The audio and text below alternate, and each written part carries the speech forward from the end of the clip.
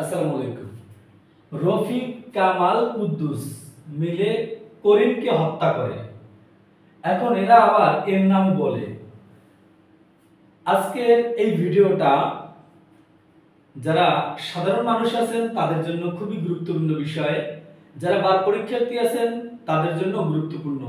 তবে আমাদের এই চ্যানেলে নিয়মিত আইনের ভিডিও আপলোড করা হয়।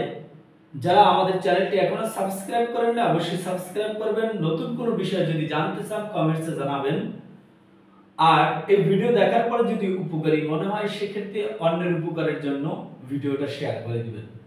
চলুন এবার মূল আলোচনায় চলে যাই।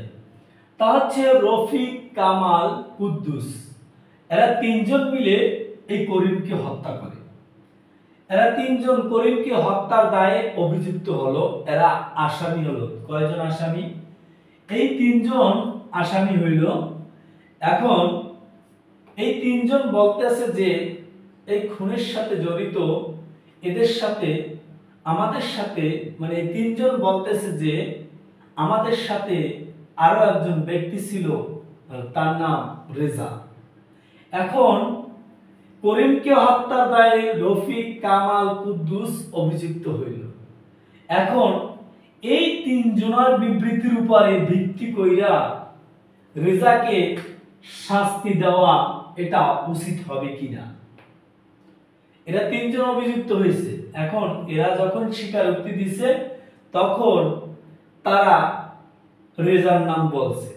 এখন এই তাদের স্বীকারোক্তির উপরে নির্ভর কইরা করিমের হত্যার দায়ে রেজাকে শাস্তি দেওয়া যাবে কিনা, এটার এক কথায় উত্তর হচ্ছে সহ আসামির দোষ স্বীকারোক্তির দেশ স্বীকারোক্তির উপরে নির্ভর কইরা অপর আসামিকে শাস্তি দেওয়া যাবে না। কতক্ষণ পর্যন্ত যাবে না? যতক্ষণ না পর্যন্ত তাদের বিবৃতিটা প্রয়োজনীয় সাক্ষ্য দ্বারা সমর্থিত না হয়। প্রয়োজনীয় তথ্য দ্বারা যদি সমর্থন না হয় সেক্ষেত্রে সহ আসামির দোষ স্বীকারের উপরে নির্ভর করিয়া অপর আসামিকে সাজা দেওয়া যাবে না। এই আলোচনার প্রেক্ষিতে আমরা বুঝলাম এই রফিক কামাল এবং কুদ্দুসের বিবৃতির উপরে নির্ভর করিয়া রেজাকে শাস্তি দেওয়া যাবে না। এটা কত ধারায় বলা আছে? সাক্ষ্য আইনের 114 উদাহরণ খতে এইটা বলা আছে যে সহ আসামির দোষ স্বীকারের উপরে নির্ভর করিয়া অপর আসামিকে শাস্তি দেওয়া যাবে না। বিষয়টা যদি ভালো লেগে থাকে অবশ্যই শেয়ার করবেন। সবাই ভালো থাকবেন, সুস্থ থাকবেন। আসসালামু আলাইকুম।